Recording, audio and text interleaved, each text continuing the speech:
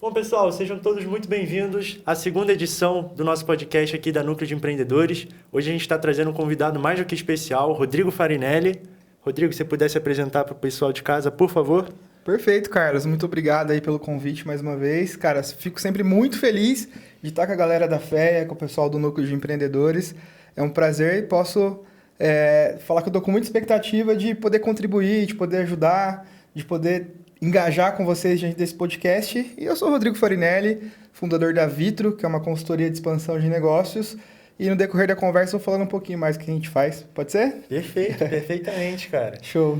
Então, vamos já começar? Bora. Começar pelo começo, então. Vou pedir para você explicar um pouco. Você atua na Vitro? Sim. Vitro Consultoria. Se você puder explicar um pouco da empresa, do segmento que você atua, como que funciona, Perfeito. o dia a dia das operações, que essa é uma parte que eu acho que agrega bastante valor para o pessoal te conhecer um pouco melhor. Legal, cara. Cumprimentar o Enzo também. Só para começar, então, eu gosto de voltar um pouco na história. Posso já voltar na história? Falar como tudo começou, cara? Claro. É uma questão bem de storytelling mesmo, assim, só que pra galera entender, cara, quando a gente fala de empreendedorismo, de empreender principalmente, eu até tendo uma reflexão vindo pra cá, cara, eu começo a história depois, falando que eu comecei a empreender com a Vitro, mas de fato, realmente, aconteceu muito antes, cara, muito antes. Aí eu busquei nos primórdios, lá da minha adolescência, quando eu era um jovem, de 16, 17 anos, hoje eu tô com 38 anos, muito bem vividos. Eu lembro que eu ajudava e fazia eventos na cidade de Mococa. É legal a gente falar sobre isso? Você acha que é legal a gente falar sobre esse início? E aí, cara, quando eu era novinho, aí eu tinha uma banda, a gente tinha uma banda, inclusive tem uns caras muito bons que eram da banda que hoje se deram muito bem na vida também, caras de referência. E com essa banda que a gente tinha de pop rock, de hardcore, essas coisas naquela época, meio Blink-182, a gente organizava alguns festivais. E para organizar um festival de música tinha todo aquele aparato, aquela questão de organização, de entender como vai fazer, de venda de ingresso. Não tinha tanta internet, tinha internet, mas era menos. E aí, cara, eu assim me coloco como uma pessoa que era já um jovem adolescente com a cabeça empreendedora. Então, por mais que não era de fato algo que estava acontecendo na minha vida formal, mas a gente fazia, e a gente tomava prejuízo, e a gente tinha problema com fluxo de caixa, tinha patrocinadores que investiam no negócio, e foi acontecendo, cara. Eu lembro certinho que no final, até eu olhava meu pai e minha mãe ajudando a gente no bar da festa, por exemplo, assim. Então era um negócio que acontecia, que foi acontecendo muito legal, cara. E a partir disso, cara, no decorrer da minha carreira, passei por algumas empresas, que você ouviu outro dia falando na palestra, que eu fui primeiro office boy dentro de uma empresa. Aí, trabalhando de office boy, eu tinha um sonho de vir para Ribeirão Preto para trabalhar com publicidade. Na época, eu comecei a aprender a trabalhar com Photoshop, Illustrator, algumas ferramentas que me permitiam, além de ser office boy, fazer um cartãozinho de visita como freelancer, fazer alguma arte final, um logotipo, alguma coisa. Isso aí também foi despertando esse desejo de empreender. E se você deixar, eu vou falando que sem parar, cara. Não. Vocês podem me interromper, tá bom? E aí, cara, diante disso, diante dessa história, então eu já me vi empreendendo lá no início. Então, por mais que eu tinha uma carteira registrada, uma carteira de trabalho registrada, eu sempre buscava fazer outras coisas. E tem só um fato que antes de eu concluir, eu acho que assim, até como dica, como uma frase legal, um corte legal, é que a gente, como profissional, não só como empreendedor, a gente pode procurar empreender dentro das nossas empresas. Tá, cara, hoje eu sou contratado de uma XP Investimentos, ou sou contratado de uma Unilever, por exemplo. O que eu posso fazer para trabalhar como um intraempreendedor dentro dessa empresa? O que eu posso fazer para poder empreender aqui dentro também, ter a visão de dono do negócio? Isso é muito legal, cara. Aí só para não tomar muito tempo e a gente poder correr um pouco mais com as perguntas e respostas, hoje a Vitro Consultoria, é bem legal como a gente chegou na Vitro, eu vou contar isso depois, mas ela é praticamente uma empresa de expansão de negócios. Então nós fazemos consultorias dentro de vários tipos de empresas, de varejo, indústria, comércio e tudo mais, que querem expandir seus negócios, tanto para franquias, quanto para uma frente de inovação, de startup e tudo mais, ou licenciamento, ou o cara quer fazer uma verticalização de indústria para varejo. Então, nós trabalhamos com isso, cara. E, obviamente, com marketing, que é a minha formação. Então, tudo que o cara quer crescer, a gente analisa marketing do cara para ver como é que tá e tudo mais. Aí a gente coloca num papel e transforma ele no modelo de negócio que ele precisa. Então, é isso que a Vitro faz hoje. A gente trabalha com expansão de negócios e muito, muito, muito específico e, assim, existem muitos modelos que a gente faz para o modelo de franquias, que é o que mais pede expansão de negócios. Mas a gente trabalha com vários tipos de expansão. Legal. Perfeito. Foi extensa a resposta. Não, a gente está aqui para isso, cara. É para conversar, bater um papo legal. E falando ainda um pouquinho a respeito da sua jornada, como que foi a sua experiência, né, acadêmica, a questão da sua formação que você falou em marketing, e como que isso contribuiu para você chegar até hoje? Enfim, marketing, agora você trabalha com negócios, está tudo meio junto, mas teve um caminho aí. Muito legal, é isso. Cara, é uma jornada mesmo. Então eu falei lá que eu comecei como office boy, só que eu já tinha uma veia empreendedora de fazer algumas coisas, a gente fazia por conta e tudo mais. E como que foi acontecendo, cara? Eu vim para Ribeirão em meados de 2007, 2008. Não me lembro agora, mais ou menos isso. E aí eu comecei a trabalhar, a estudar na UNAERP. E meu pai não tinha como pagar a faculdade para mim. A UNAERP era uma faculdade particular e tudo mais. Só que com aquela experiência que eu tive de Photoshop, com Illustrator, CorelDRAW, essas coisas, eu consegui um emprego numa agência de publicidade aqui e comecei a trabalhar nessa agência. Só que eu fiquei só 6 meses nessa agência de publicidade e logo eu já recebi uma proposta para trabalhar na Rodonaves Transportadora. E aí, como eu já estava estudando marketing na UNAERP, já era mais legal, já comecei a entender 4Ps de marketing, comecei a entender o que era marketing negócios, não só marketing criativo e artes visuais e tudo mais. E o marketing é uma coisa, inclusive, que muda-se o tempo todo, né, cara? Você respira agora, o Mark Zuckerberg já mudou o algoritmo do negócio, mudou tudo. Então, é muito volátil, o negócio muda muito. Mas, cara, aí eu fui para a Rodonaves, e aí na Rodonaves, entendendo mais de marketing e negócios, não só como prestador de serviços, eu comecei a entender outros setores de atuação, e ali eu realizei um bom trabalho como assistente de marketing, cara. E eu lembro que eu passei num processo para trabalhar na rede de drogarias Drogão Super, que é daqui de Ribeirão Preto, do interior, que é oriundo de uma distribuidora que se chama Droga Center. E aí, mais ainda, eu fui entender o que era negócios. Então, assim, cara, dentro do Drogão Super, eu entendi o que era trade marketing, o que era negociação de indústria para varejo. E aí, eu comecei a conhecer grandes players. Então, eu tinha contato com o principal executivo de trade marketing da Unilever, da Colgate. Comecei a ter contato com a Nestlé, por exemplo. A gente foi visitar a Nestlé em São Paulo e era legal pra caramba conhecer todo o modelo de operação, de trade, de cultura, de um negócio muito interessante. E aí, cara, eu falei, pô, legal pra caramba isso. Tô crescendo, conforme minha vida vai andando, academicamente como profissionalmente, tô curtindo muito. Beleza. E aí eu tive uma oportunidade de trabalhar em 2 laboratórios farmacêuticos nessa época. Então aí eu comecei a entender mais do que marketing, a área comercial do negócio e como funciona o jogo. Porque esse jogo é bem complicado, bem complexo.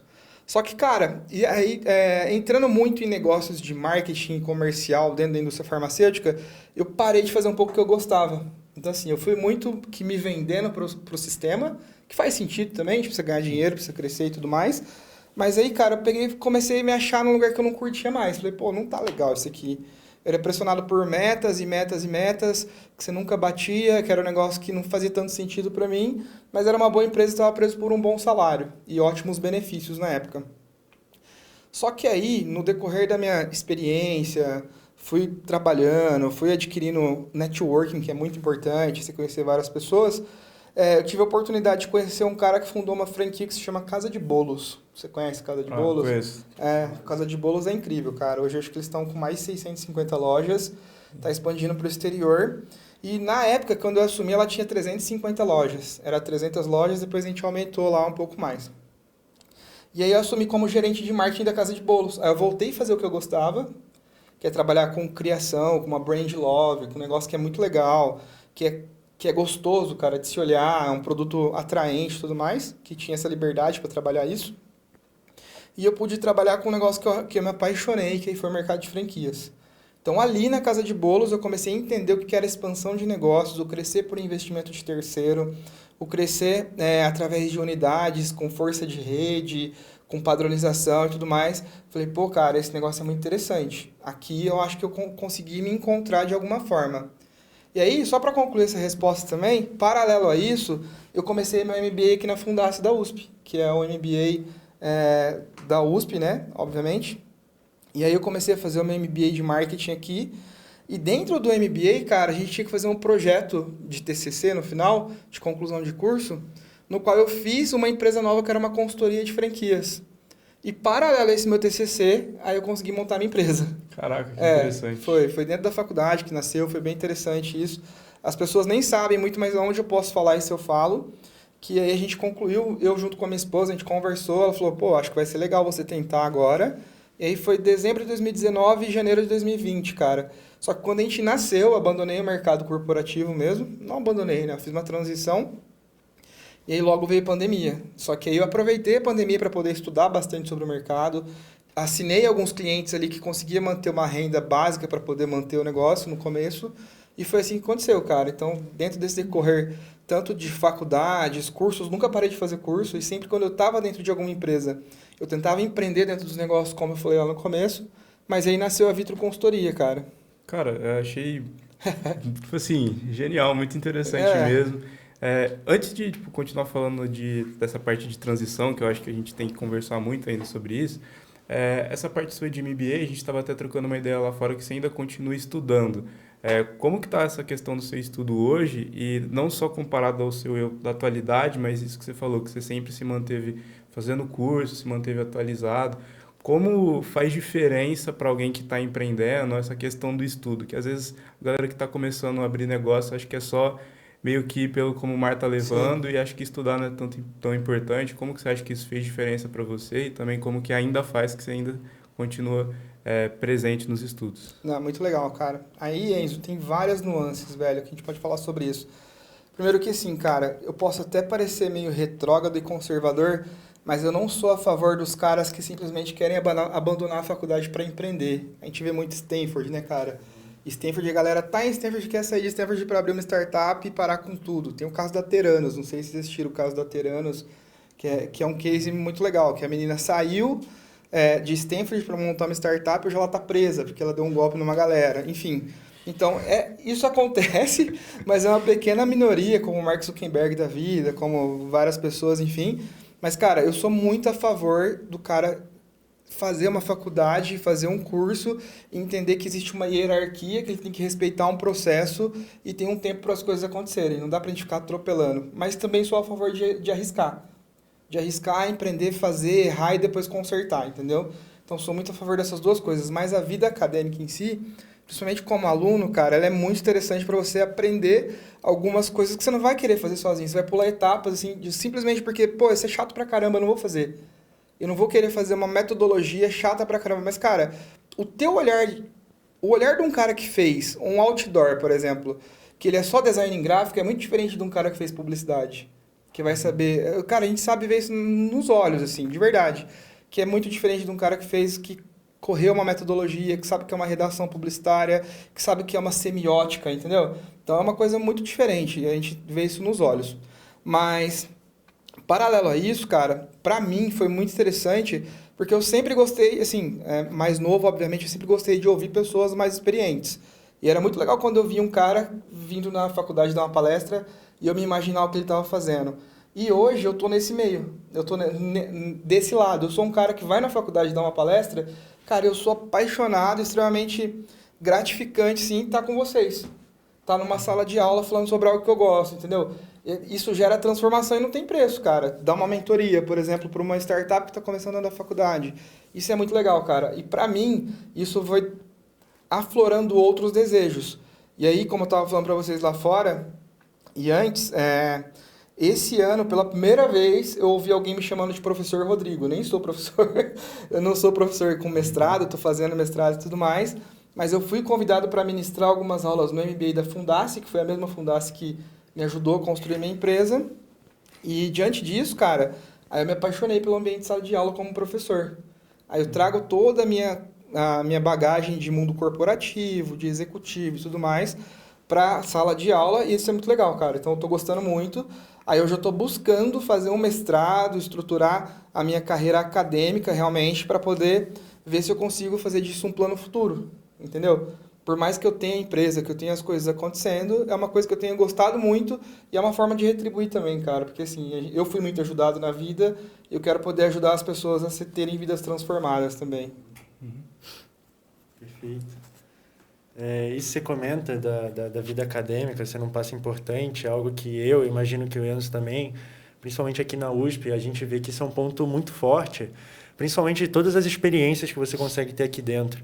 Então, aqui na USP de Ribeirão Preto, a gente tem diversas entidades, grupos de estudo, e a gente tem muitas áreas para se aprofundar e adquirir um conhecimento que a gente nem imaginava que existia.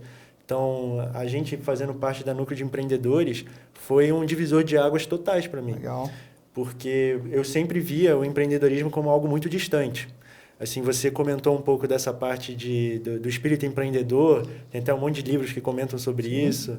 E eu me vejo um pouco nisso também, eu sinto que eu sempre tive um pouco disso, mas para mim isso sempre era muito distante. Porque você vê um garoto, né, tá 18 anos, 20 anos, o que ele tem, assim, qual ideia inovadora ele pode ter? A gente sente que a gente é muito inexperiente ainda, que tem muita coisa para aprender, tem que entender de mercado.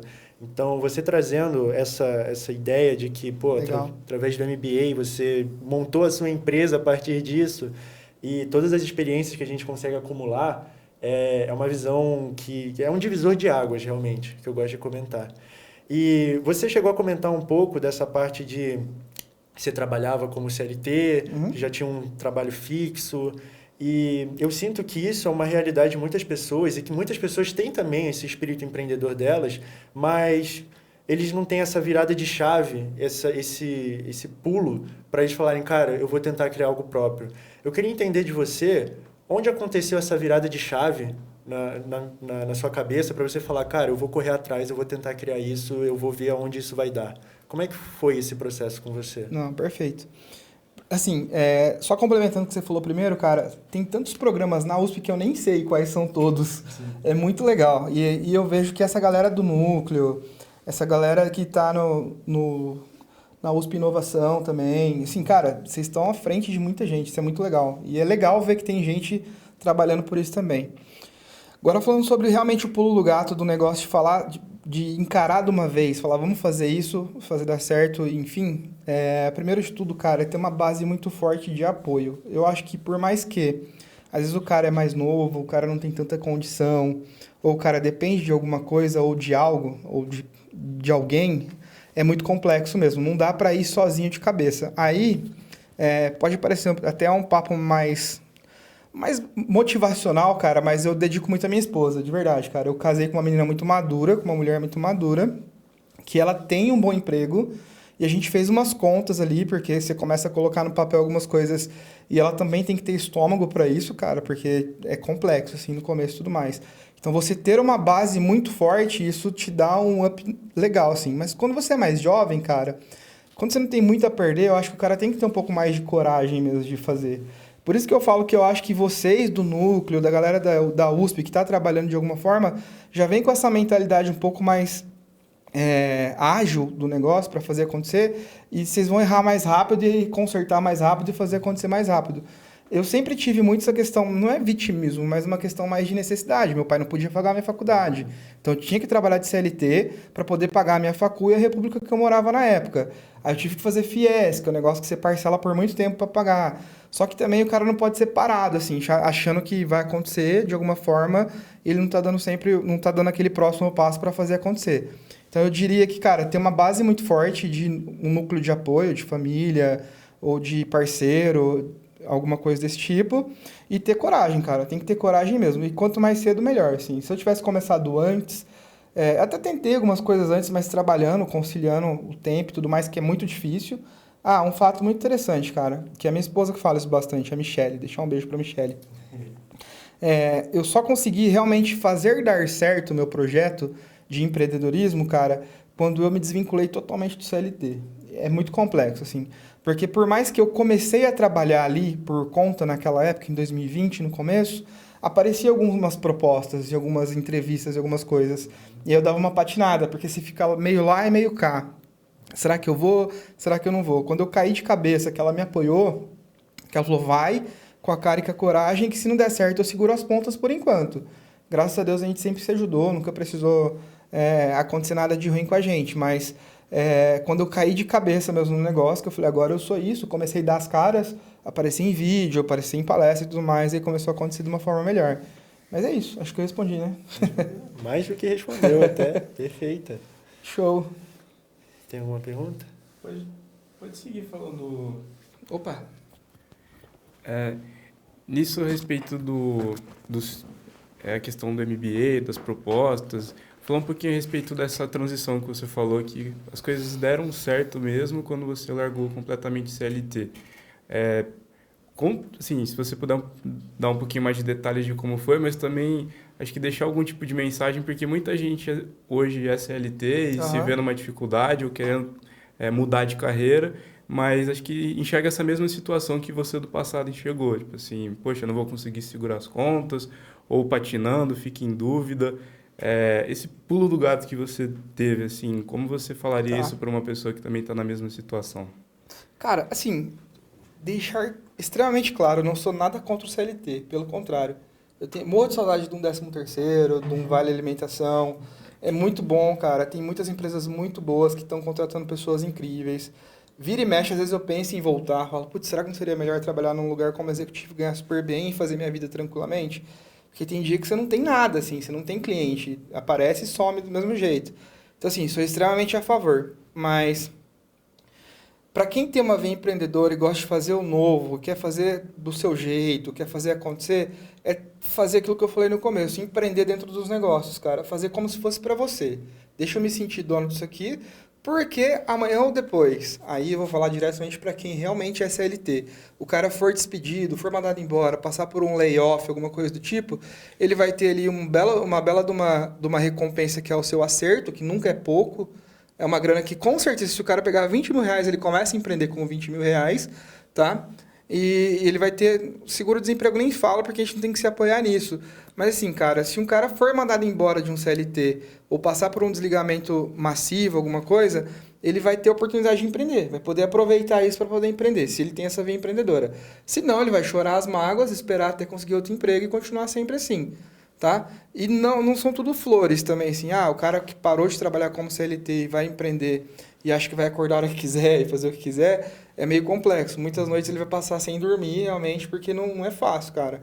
Só que assim, sei lá, aí pode ficar até um pouco confuso. Eu acho que essa minha ideia de buscar dar aulas e procurar um futuro como vida acadêmica também, é um pouco pensando até na minha aposentadoria, assim, no futuro, sabe? Cara, eu quero fazer o máximo possível aqui, sugar o tanto que eu tenho energia por enquanto, para no futuro eu só contribuir com as pessoas e receber ali o que eu posso receber para poder ter uma vida em paz no final da minha vida.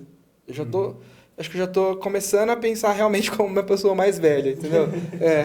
Mas assim, voltando à tua pergunta, cara, tem que ter muita resiliência, como a gente falou do cara que entra na faculdade, que ele passa pelas etapas de hierarquia, de saber respeitar um processo, um professor e tudo mais, trabalhar a mesma coisa, só que sempre pensando. Então, assim, eu acho que a pessoa não pode só que viver para ganhar dinheiro, comer e dormir. Então, ela pode ganhar dinheiro trabalhando, ela pode fazer um esporte que vai ajudar ela no dia a dia, aprender uma música, alguma coisa do tipo, fora do horário, que isso pode virar um empreendedorismo para ela, entendeu? Então, sim, a gente vê hoje, cara, sei lá, o esporte hoje mesmo a gente está falando é uma coisa que tem muitos empreendedores, novos empreendedores trabalhando com esporte. Você vê Manu City aí que lançou aquele Guderi, tem um monte de coisa, cara. Então, dá para fazer uma coisa que você gosta por fora do seu trabalho e quem sabe isso não vira sua renda principal. Achei interessante isso que você falou também que você se vê agora não mudando completamente de carreira, mas se vendo como professor. E a gente tem muitos professores que vêm direto do contexto acadêmico, sim, mas muitos bons professores que vêm do mercado para a faculdade, sim, sempre tem uma bagagem muito grande. Enfim, não melhores ou piores, sim, mas acho que trazem uma experiência diferente. Olhando para o futuro, como que você acha que assim, as principais dificuldades que você teve no começo podem te ajudar a conversar com alunos ou trabalhar nas aulas? Legal. Não, e eu acho que esses dois tipos de docentes, eles se complementam, né, cara? Tem que ter o cara que é só acadêmico, que ajuda lá você com as suas teses, suas pesquisas científicas, e o cara de mercado que vai te ajudar a mostrar a vida real, no dia a dia, como funciona. E pra mim, cara, sinceramente, eu não sou docente, ainda não sou professor para falar, mas eu já começo a visualizar. E uma coisa que eu gosto muito é de tentar falar a língua de vocês.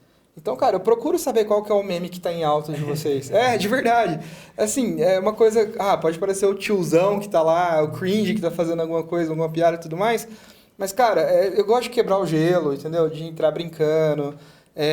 Não sei. entender que tipo de roupa que você está usando, como que funciona. E eu gosto, cara. Eu digo assim, eu sou um velho meio adolescente. Eu gosto de assistir série mais adolescente. Então, enfim, eu acho que falar a mesma língua desse aluno, cara, para ele poder entender o que você quer dizer, o que você quer passar ali, é uma coisa interessante. Então, isso é uma coisa que eu tenho buscado fazer em palestras, até nessas aulas. Eu dou aula em MBA, tem uma galera mais madura, até desafiador, porque eles vêm com umas questões que muitas vezes é para te provocar, para mostrar que se você sabe mesmo o que você está falando. E quando você não sabe, é só reconhecer que você não sabe, beleza, eu vou buscar isso e depois a gente conversa. Mas eu acho que a principal artifício que a gente tem que ter, cara, para os alunos entender e não ter dificuldade, é tentar falar a mesma língua do cara, e entender as dificuldades do aluno também. Certo? Perfeito. Não, eu acho isso sensacional. Assim, eu vejo que essa parte da experiência que você tem no mercado agrega muito, principalmente para os estudantes aqui, que falta um pouco desse contato mais próximo com o mercado. Aqui na FEA, a gente acaba tendo um contato mais próximo, isso acaba sendo um ponto positivo, mas os outros departamentos, eu converso com o pessoal lá, a gente vê que acaba sendo um pouco mais afastado. Isso acaba sendo bem importante. Tentando trazer um aspecto mais empreendedor agora para o bate-papo mesmo, eu gostaria de perguntar assim, como que funciona o dia a dia, principalmente quando você estava montando o negócio? Porque, assim, a gente aqui do Núcleo de Empreendedores, a gente imerso nesse mundo do empreendedorismo, a gente tem projetos, a gente tem ideias que a gente quer tocar para frente, mas a gente fica com muito medo de não saber como é que vai ser e se dá para conciliar com a graduação. Então, eu queria entender da sua parte, quando você estava começando com a Vitro a estruturar, como que funcionava o dia a dia, como que você corria atrás para conseguir os primeiros clientes, coisas nesse sentido para a gente ver essa experiência de você e como que a gente poderia aprender melhor também. Não, perfeito. Assim, como eu já saí para trabalhar com franquias, que era um mercado que eu atuava, eu ainda achava que eu precisava aprender algumas coisas e estou aprendendo até hoje, cara. A gente nunca para de aprender, né? A primeira coisa que eu fiz foi realmente pegar um dinheiro que eu tinha de reserva e tudo mais, aplicar nisso e pensar num capital de giro ali. Falei, peraí, eu tenho 15 mil reais, por exemplo, um negócio bem simples. Então, eu tenho 5 mil reais para os próximos 3 meses aqui que eu vou utilizar para viver como se fosse meu salário. Uma coisa bem enxuta mesmo, uma coisa bem tranquila, beleza? E nisso, cara, quando eu comecei, então como eu tinha feito o projeto aqui na Fundação e tudo mais, eu já tinha nome, eu já tinha proposta de valor, já tinha Canvas Business Model, o negócio já estava acontecendo. Tinha uma SWOT, o próprio professor, que ele foi meu orientador na época, ele falou, cara, talvez eu possa te ajudar por aqui ou por ali. Acabou não acontecendo, mas tudo bem. Enfim, rolou de ter um plano para poder acontecer o negócio, cara. E a primeira coisa que eu fiz foi dar as caras e falar com as pessoas que eu conhecia. Então, assim, fui numa escola de inglês, falei pro cara, você tem um ótimo negócio aqui, eu vou fazer um valor simbólico para você e metade em permuta. Vamos tentar fazer o negócio? Ele falou, vamos fazer.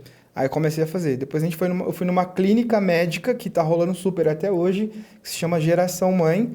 A gente fez todo um projeto de planejamento para ele crescer por dentro do negócio dele, ou seja, é uma clínica multidisciplinar de parto humanizado, que tem ginecologista, fisioterapeuta, nutricionista e tudo mais.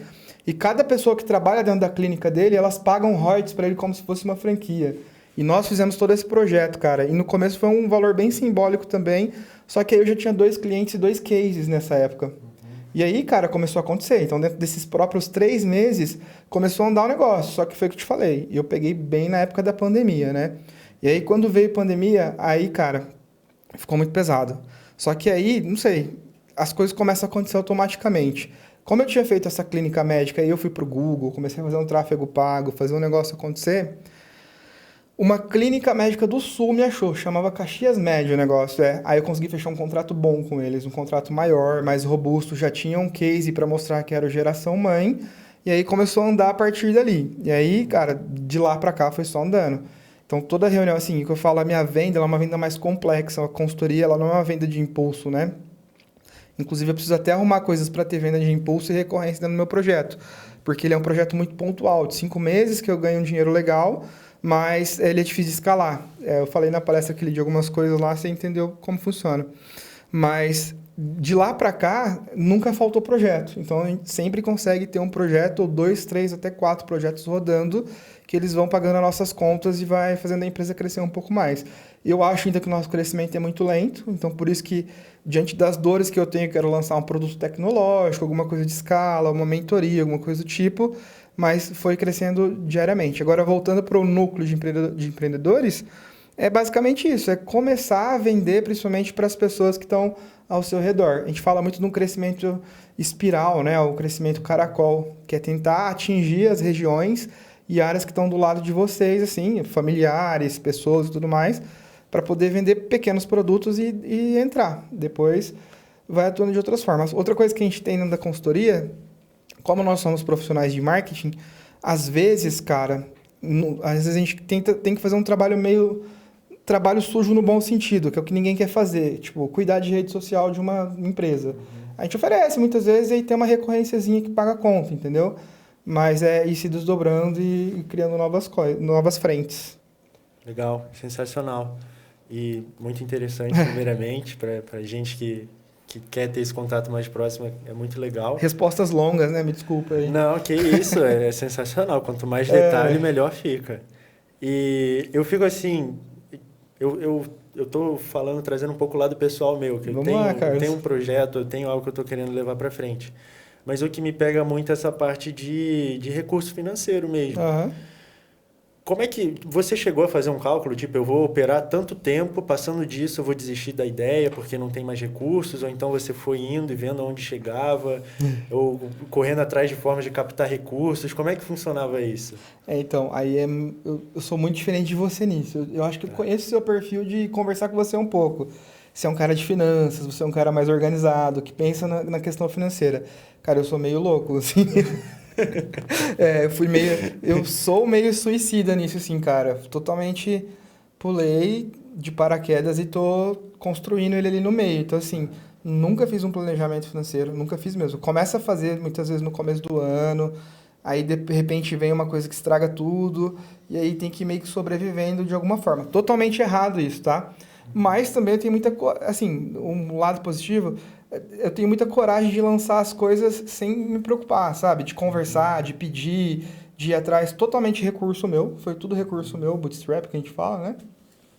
Então, cara, totalmente recurso nosso, a gente investiu bastante em marca, em construção de valor de marca, feiras, eventos, marketing e tudo mais. Cada dia mais a gente investe mais em pessoas também, cara. Teve pessoas que entraram e saíram na empresa, em local, o Dabi Business Park, que é o local que a gente fica situado, é um local incrível, que para mim é muito bom, mas eu entendi que para nós, cara, principalmente um canal de vendas dos principais que tem é a indicação. Então eu fui muito pro lead, que é interessante pra caramba, a gente faz parte de um outro grupo que chama First, que é bem legal, que é de conexão e network também, mas dentro do planejamento financeiro, se eu te falar que eu fiz, é mentira, assim. Eu faço muito sobre o que eu ganho, o que eu tenho para pagar e como a empresa está sobrevivendo. Mas fazer um planejamento certinho para esperar lançar, não. Eu fui na cara e na coragem e foi acontecendo. Entendi. Perfeito. Passar por menos. E, cara, é difícil ouvir isso, porque a gente estuda muito cara, é difícil, mas ao mesmo tempo legal de ver um cara, não, foi coragem mesmo e dá certo também. Acho que é importante que às vezes ficar preso em planejamento, coisa do tipo. É legal a gente ter também esse pulo, enfim, essa veia empreendedora de ir com a cara e a coragem e ver as coisas darem certo. Falando um pouquinho da empresa, tipo assim, você comentou um pouquinho dos primeiros clientes, os cases que você tem hoje, alguém que chega até você, como que é o processo que passa lá dentro, do serviço que vocês muito prestam, legal. as coisas que de benefícios, enfim, esse tipo de coisa, do ponto de vista se eu fosse um cliente conversando. Pô, muito legal. Ótima pergunta. E com isso, cara, acho que é onde a gente coloca a camisa 10 e joga para fazer gol mesmo, cara. De verdade. Hoje, nossa metodologia ela é extremamente validada mesmo. A gente entrega até muito mais do que grandes consultorias do país.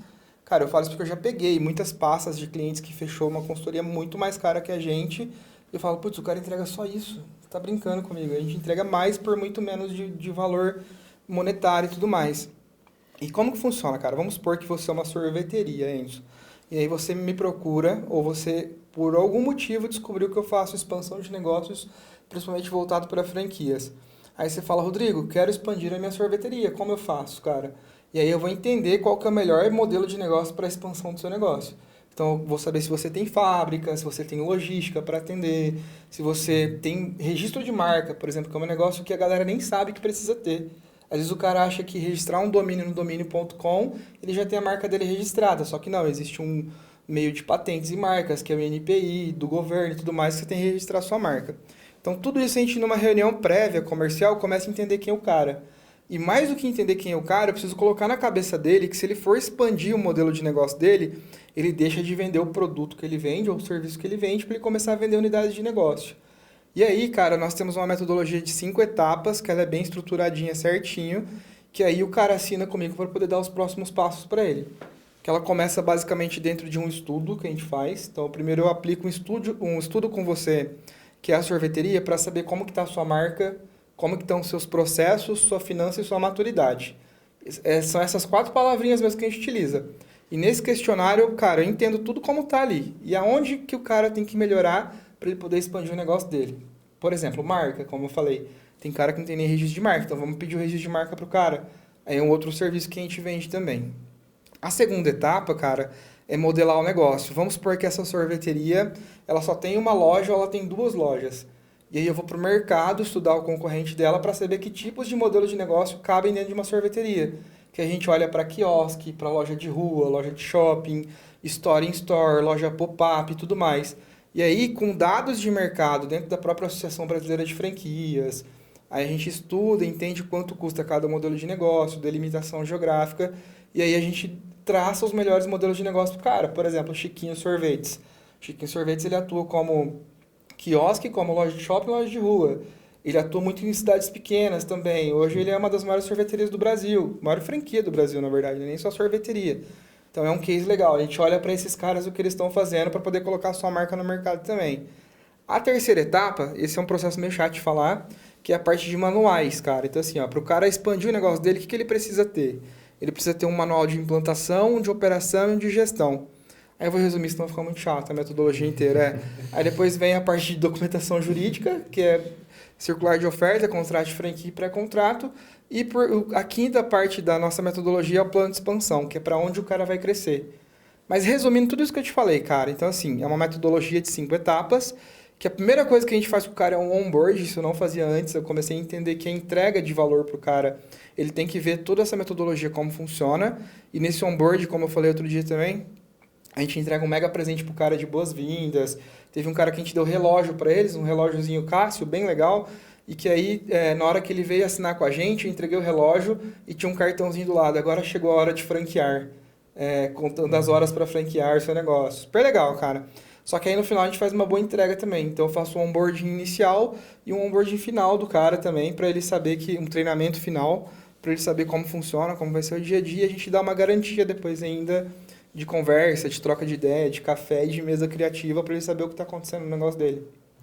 Cara, eu achei muito interessante, não sei se o Carlos vai perguntar alguma coisa específica, mas dessas etapas que você passa, acho que principalmente dessas 4 palavras que você mencionou no início. Sim. O que vocês mais veem no mercado? Ou seja vocês oferecendo, as pessoas chegando, qual que é a principal dificuldade que vocês têm, talvez, ou para implementar, ou de mudar a cabeça da pessoa, do seu cliente? Acho que tem alguma coisa que é mais comum, né? Cara, não é que não exista, mas as pessoas não sabem que tem. Até nós pecamos isso muitas vezes, é falta de processos. Então, processo é uma dor latente, assim. Por exemplo, tem uma parte desse questionário que ele é de processos, simplesmente assim, processos operacionais e processos de gestão. Aí, cara, tem gente que fala, cara, não tem processo na minha empresa. Eu falo, tem, cara. Não tem. Como é que você vende um sorvete e não tem processo? O sorvete não cai lá do céu, enfim. Você tem algum processo, alguma coisa. Então a galera não sabe mapear. Por isso, muitas vezes, que elas se perdem no meio dos processos das coisas que acontecem no dia a dia. Mas, cara, essa é a dor mais latente que tem. Então, falta de mapeamento de processos, saber como fazer e documentar isso é o que a gente tem mais dificuldade. Tanto que a parte que mais demora, que no questionário a gente faz essa questão, mas ela é a terceira etapa, que a gente entra em implantação, operação e gestão, que aí, cara, praticamente é criar apostilas dos processos dos caras para que outra pessoa que pega aquilo pode replicar da mesma forma que ele tem a qualidade padrão dele. Aí a gente pode olhar para muitas franquias que fazem isso absurdamente bem. O próprio McDonald's, cara, é muito legal. O McDonald's você vai ser mal atendido em qualquer McDonald's, tô brincando. Tô brincando, mas é aquela coisa que, cara, em 5 minutos você vai ter o seu hambúrguer ali e tudo mais. Mas, enfim, o Starbucks faz muito bem também, que chama a pessoa pelo nome, escreve bonitinho e tudo mais. São detalhes que, se você não colocar em documento, e o colaborador que entrar ali, muitas vezes que é um colaborador que vai ter uma vida difícil também, que vai pegar 2 ônibus para chegar e tudo mais, não souber como fazer, cara, o cara morre na praia e a gente vê muita marca fechando e decaindo por conta disso. Mas falta de processo é o que mais tem problema. Interessante.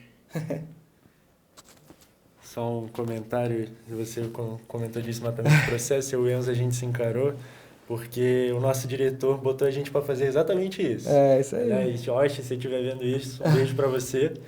Mas mapeamento de processo em tudo. Então, para o podcast, eu estou tendo que montar, para o YouTube, os vídeos que a gente está lançando, para o Instagram. Ele botou todo mundo aqui para criar um monte de mapeamento de processo. Legal. Então, a gente deu até uma risada aqui, se encarou. E a gente se identificou muito com isso, cara. Veio na cabeça... Até complementando o que você está falando sobre essa questão de mapeamento de processos, cara, quando a gente nasceu, não tinha o advento da IA, não tinha esse tsunami que é a inteligência artificial, né? Então era um negócio totalmente manual mesmo, cara, de perguntas e respostas. Eu entrava no cliente, por exemplo, cara, como que você vende para o seu cliente? Um cara que vendia serviços. Só complementando, tá? Ele falou assim, cara, eu tomo um vinho com ele, na hora que ele tá mais alegre eu consigo fechar negócio com ele. Eu falo, não, meu irmão, vamos entender até como você fez para chegar para tomar o vinho com o cara. Então, assim, aí eu fazia isso tudo na unha, cara. Um negócio que, assim, cara, processos mapeados na unha, ouvindo, entendendo o cara, com algumas metodologias bem arcaicas na época e tudo mais. Hoje, com o advento da inteligência artificial, cara, eu chego com um escopo assim, eu falei com uma sorveteria de manhã e eu vou falar à tarde com uma imobiliária, ou vou falar à tarde com uma loja de semijoias. Cara, é muito fácil adaptar os escopos. Então, eu tenho essa metodologia de 3 coisas, né? Que é implantação, gestão e operação. Dentro disso, eu consigo mapear todos os processos. Implantação é tudo que o cara precisa para poder constituir loja. A operação é como fritar um hambúrguer, que é o dia a dia do negócio, a hora que você abre, a hora que você fecha e tudo mais. E gestão é tudo que envolve marketing, finanças e pessoas. Então, eu crio escopos de processos e manuais dentro da IA para qualquer negócio hoje, cara. E isso é muito bom. Porque antes minha cabeça entrava em pane, muitas vezes era eu que fazia isso. Só que, cara, eu chego pronto para conversar qualquer língua de qualquer tipo de negócio, com o escopo pronto ali, eu só vou mapear e o cara vai usar no dia a dia. Sim. Isso ajudou bastante, velho, gente. A inteligência artificial, hoje em dia, não tem mais como viver sem. Não tem como viver sem. Mas, Rodrigo, um negócio que eu percebi, que você vai falando, você vai comentando, a gente vê um brilho nos seus olhos falando sobre isso. Mas eu queria entender por que você tem essa paixão pela parte de empreendedorismo, pela parte de franquias também, que é um segmento que eu acho mais nichado, pelo menos. Sim. É um mercado que eu, pessoalmente, nunca tinha visto ninguém atuando anteriormente. E eu fico perguntando, assim, eu vejo você falando, eu vejo esse brilho nos seus olhos, então, por que franquias? Legal. Cara, eu te confesso que chegou no momento desse ano que eu dei uma cansada de franquias também. Mas não posso falar isso, é uma coisa que eu não devo nem ficar falando, mas já retomei já, assim. Que a gente fica muito tempo num negócio, você vai vendo algumas coisas que vai desanimando, mas tem um lado muito bom. O legal de franquia, Carlos, é que, assim, cara, existe uma frase totalmente motivacional de um cara que ele se chama José Semenzato, que ele faz parte do Shark Tank e tudo mais, que ele fala que é muito legal, que eu me apoiei muito tempo nela, que é multiplicar para poder dividir. Então, assim, se eu tenho um negócio meu que está dando certo, eu vou multiplicar ele para poder dividir os ganhos com outra pessoa. E mais do que isso, cara, eu posso crescer o meu negócio com investimento de terceiro. Então, assim, cara, eu quero expandir a minha marca, só que eu não tenho grana para expandir, eu não tenho nem capital, não tenho planejamento financeiro para poder expandir. Mas eu tenho um produto bom, eu estou numa praça legal, tenho uma marca interessante, eu tenho processos bem definidos, é replicável o meu negócio. Por que não vender esse know-how, vender esse conhecimento de alguma forma para o cara atuar e o cara também ganhar dinheiro? Eu levei o exemplo do Boticário, aquele dia lá naquela palestra. É muito interessante, cara. O Boticário tem mais de 3.600 lojas, com uma média de 830, 850 franqueados. Então, tem muitas pessoas que acreditam na marca, transforma a vida de famílias, de pessoas ali que estão empreendendo. Às vezes, um cara que perdeu um pai de família que perdeu um emprego, ele pegou uma rescisão de 100 mil reais, por exemplo, de 130 mil reais, ele consegue comprar uma micro franquia que ele vai faturar por mês, que ele vai lucrar por mês em torno de 15 a 20 mil reais. É um salário pro cara isso aí, entendeu? Então foi algo que eu vi muito propósito, cara. Então eu tenho muito brilho nos olhos, realmente porque tem muito propósito esse mercado que eu atuo. Porém, como todos os outros mercados, assim, existem coisas que as pessoas fazem para bem e para mal, cara. Tem muita gente aproveitando disso para ganhar dinheiro e não dar suporte nenhum. Então tem marcas que nascem como franquia já, só para poder vender uma taxa de franquia, arrecadar um dinheiro ali e depois não dar suporte nenhum. Então é uma linha muito tênue, cara, que o cara tem que tomar muito cuidado, ele tem que estudar bastante antes de entrar, procurar a ajuda de um especialista, de uma consultoria, ou um advogado especialista do negócio, para ele poder atuar. Mas, cara, é um mercado muito bom, que nos Estados Unidos não para de crescer. O Brasil é o segundo maior mercado do mundo também, que é um mercado que cresce sempre, 13% a 14% ao ano. E é muito bom, cara. Então, assim, é um mercado que eu ainda acredito bastante. Tem suas politicagens, como todos os lugares têm, tem seus favoritos, mas é interessante, cara. Se você andar no shopping hoje, cara, qualquer shopping que você for, 80% das lojas do shopping são franquias. E não sei, acho que vocês vão ter a oportunidade de ir pro mercado ainda, como profissionais, atuar com varejo é muito legal. Varejo é um negócio que te deixa meio louco, assim, é muita sazonalidade, promoção, muda muito. Então isso é interessante, cara, eu gosto bastante disso. Legal, muito legal. Legal. E entrando nessa linha também de pessoal que faz a franquia para o bem, pessoal que usa para o mal, eu queria perguntar qual o impacto que você espera causar através da Vitro nesse mercado mesmo? Qual, assim, a gente fala do Golden Circle, né? Legal. Então, se você puder falar um pouco de como que isso funciona na Vitro, qual o impacto que você espera gerar? Muito legal, cara. Ó, eu vou te falar que eu falo muito do Golden Circle, mas é uma coisa que eu nunca parei para pensar, para colocar dentro dos nossos projetos. O que eu quero ser, cara, é sempre uma empresa, não é nem a palavra jovem, assim, mas uma empresa... Cara, eu vou te falar de benchmark, assim, que eu acho muito legal. Nubank, que eu acho muito interessante. A própria XP, que é do mercado de investimento, também acho muito interessante. O Mercado Livre, eu sou apaixonado pela cultura do Mercado Livre, cara. Sim, são empresas que estão há anos-luz da frente da gente, mas que eu me espelho, que eu falo, pô, que legal, cara. Desde o branding, da cor dos caras, até o que eles fazem no meio de esporte, tudo eu acho muito legal. Então, eu acho isso muito interessante. Agora, de Vitro, cara, assim... para eu não me perder tanto no que eu vou falar, acho que eu já me perdi. Cara, o impacto que a gente quer causar, assim, não, de verdade, eu tô até querendo tirar a palavra consultoria da marca Vitro, porque a gente não é uma consultoria, cara. A gente trabalha com metodologias ágeis, a gente trabalha com um formato mais dinâmico. Você vai me ver de tênis, de camiseta preta e de calça jeans, muitas vezes os caras estão de paletó e gravata. Então, eu estou tentando ser uma startup, tentando ser uma empresa disruptiva no mercado, que não cobra um valor absurdo para outras empresas ou pessoas que querem entrar nesse mercado. Então, quero ser mais acessível. Eu já entendi o lugar que eu estou, não quero brigar com os grandes e tudo mais. E eu quero ajudar vidas, cara, de verdade. Então, ajudar pessoas a ter o sonho de empreender. Cara, a gente fez franquias que qualquer pessoa que está na faculdade pode começar a empreender. A gente fez franquia que era mais de R$1 milhão, de clínica médica, de clínica de repouso e tudo mais. Mas tem franquias de negócios, de serviços, que o cara pode atuar de casa, de marmita congelada, de essas coisas e tudo mais. Então, acho que o nosso porquê principal é esse, cara, assim, é dar oportunidade para as pessoas e tentar escalar de alguma forma. Essa é uma coisa que eu não paro de pensar. Preciso fazer a empresa escalar e hoje essa é a minha dor. Certinho, perfeito. Eu acho muito interessante olhar, tipo assim, essa parte do impacto de negócios no geral e pensar como você pode ajudar outras pessoas. Então, acho um propósito maravilhoso e eu também tenho esse ponto de vista. Queria voltar um pouquinho em um assunto que o Carlos comentou, que é a questão de inteligência artificial. Então, você falou que ali no começo vocês não tinham tanto contato, até que terminou a resposta falando que a gente não pode viver sem. Como que foi esse processo dentro da empresa? Hoje, o que vocês utilizam? Até a questão desde da introdução, uma história assim, de como introduziu na empresa e hoje o que vocês realmente não conseguem fazer sem, que faz muita diferença no dia a dia e também consegue auxiliar as empresas. Tranquilo. Cara, assim, de praxe, né, as ferramentas que a gente utiliza hoje é o Manus AI, que é uma ferramenta chinesa muito interessante. Conhece? Não. Manus, muito legal, muito legal. ele é mais um agente interativo, assim, é bem interessante também, ele faz documentos mais robustos. O ChatGPT, obviamente, a gente usa muito, cara, para muita coisa. E eu tô me arriscando agora a pensar em coisas tecnológicas, a gente está usando um pouco do Lovable.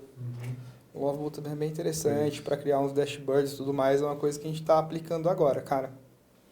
Mas não vou limitar ao que eu uso e ao que eu utilizo, o mercado que eu atuo está bem pujante nisso. Então, assim, é uma coisa que a gente atua bastante no mercado de franquias é com delimitação geográfica e definição de áreas. Por exemplo, eu vou abrir uma sorveteria que eu te falei aqui na zona sul de Ribeirão Preto, em quantos raios eu não posso abrir outra sorveteria? Aí existem algumas ferramentas de geolocalização, que é Geofuse, algumas outras marcas e tudo mais, que por inteligência artificial você consegue traçar esses dados locais, de quantas pessoas passam, o perfil do consumidor e tudo mais. Tem outras muito interessantes, cara, que lojas de conveniência estão usando bastante, que eu não vou saber te falar o nome. Tem até o nome de um amigo meu, que se chama Gaia, inclusive, bem interessante, do Thiagão. Ele faz a contagem de estoque para você e fala quando o seu produto vai vencer ou não. Então, através de IA, tipo, ele mostra o shelf life de produto e tudo mais. Então, isso tem ajudado bastante algumas redes a não ter perdas e desperdício e tudo mais, cara. E para nós, cara, dentro dos processos que a gente faz hoje, o ChatGPT ele atua muito bem, atua bastante, assim, de uma forma bem interessante para a gente mapear tudo que a gente precisa. E essas outras que eu falei para você, a gente utiliza com algumas outras coisas, assim. Mas eu não uso chatbot, acho que não é necessário dentro do que eu faço, porque é uma venda, uma conversa muito direta e muito humana, mas a gente tem construído algumas outras coisas que ainda não saíram do papel, não. Muito interessante, sei lá, é diferente. Mas Ponto assim, de vista. até só para concluir, cara, o ChatGPT assim, mudou totalmente, cara. Quando a gente começou, o que a gente fazia de forma manual era no tete a tete mesmo. Às vezes nem o cara que era o dono da marca sabia passar pra gente as coisas, não sabe até hoje. A gente já chega com algumas ferramentas prontas, algumas metodologias prontas, que o próprio chat dá pra gente, que ele entende que realmente isso aqui acontece, mas eu nem sabia que acontecia. E a gente vai estruturando dessa forma ali para ele. Acho que uma parte do trabalho de vocês não é só ouvir a dor, mas também traduzir para a partir daí vocês usarem, né? Total. Uma coisa muito legal do processo de formatação é que o cara começa a enxergar, cara, as coisas, tipo, muitos clientes que entram pra gente e que às vezes nem parte para franquias, o cara vem com a intenção de virar franquia, mas ele organiza a casa dele, fala, putz, deixa eu organizar agora essas coisas que você passou para mim. Isso acontece bastante também, cara, de verdade. Então o cara começa a entender de finanças, que ele nem sabe muitas vezes. Então a gente faz um planejamento financeiro pro cara ali. Até falei também na palestra que eu dei aqui na FEA outro dia, que nós estamos abertos também, cara. Dentro desse processo de formatação que ele tem 5 etapas, a gente atua muito com a equipe multidisciplinar. Então tem um advogado, tem um consultor do Sebrae que faz parte. E aí eu mostro essa metodologia e falo, cara, se você tiver alguma solução que quiser trazer pra gente, quando eu fechar um escopo com um cliente, alguma coisa, a gente pode até colocar vocês nessa, entendeu? Sim. Então a gente está bem aberto para esse tipo de coisa. Tudo vai depender de custo, obviamente, e de necessidade.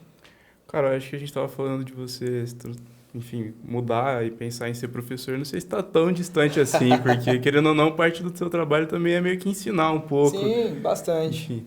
Bastante. É ser um professor de negócios aí com as empresas, então não tá tão distante, não. Nossa, cara, bastante.